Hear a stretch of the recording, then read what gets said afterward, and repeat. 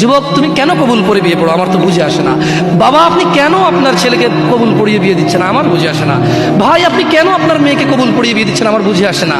আপনার মেয়ে হলুদ কাপড় পরে, মাথার মধ্যে খোপা দেয়, 3 জনে এসে দুধ খাওয়ায়, 4 জনে কোলে নিয়ে নেয়, 6 জনে গান বাজায়, 10 জনে এসে হলুদ মাখে, শুধু বুঝি মৌলবি দিয়ে কবুল পড়ালে বুঝি মুসলিমের বিয়ে হয়।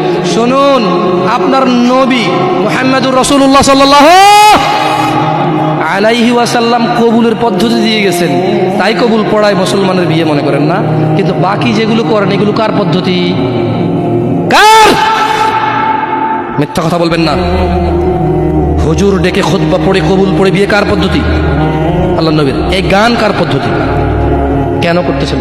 ওটা তো আপনার বিয়ের অংশ, বিয়ে না হলে তো বাজাতেন না। বিয়েকে কেন্দ্র করে যেমন কবুল বলছেন, বিয়েকে কেন্দ্র করে তো গানটা বাজাচ্ছেন। কয়জন নবীর উম্মত আপনি? আপনার নবীর নাম কি?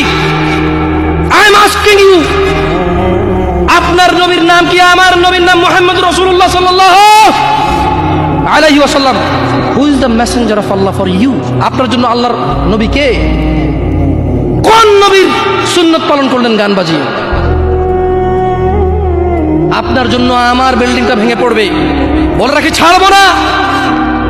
আল্লাহ তুমি আমার ভাইদেরকে হিদায়াত দাও, ইয়া আল্লাহ, ছাড়বো না। এই যে ভূমিকম্প হলো আপনার গান বাজনা বাজানোর কারণে। মুহাম্মদ সাল্লাল্লাহু আলাইহি ওয়াসাল্লাম কি মিথ্যা কথা বলে? কারা কারা হাত তোলেন তো যে মুহাম্মদ সাল্লাল্লাহু আলাইহি ওয়াসাল্লাম জানে না, মুহাম্মদ সাল্লাল্লাহু আলাইহি ওয়াসাল্লাম জানে না, এরকম কারা কারা স্বীকার করে? আল্লাহ নবী বলেছে যখন বাদ্যযন্ত্র বেড়ে যাবে, গায়িকারা সম্মুখে এসে নাচবে, তুমি অপেক্ষা করো, পাহাড়গুলো কেঁপে উঠবে, পৃথিবীটা নড়ে উঠবে।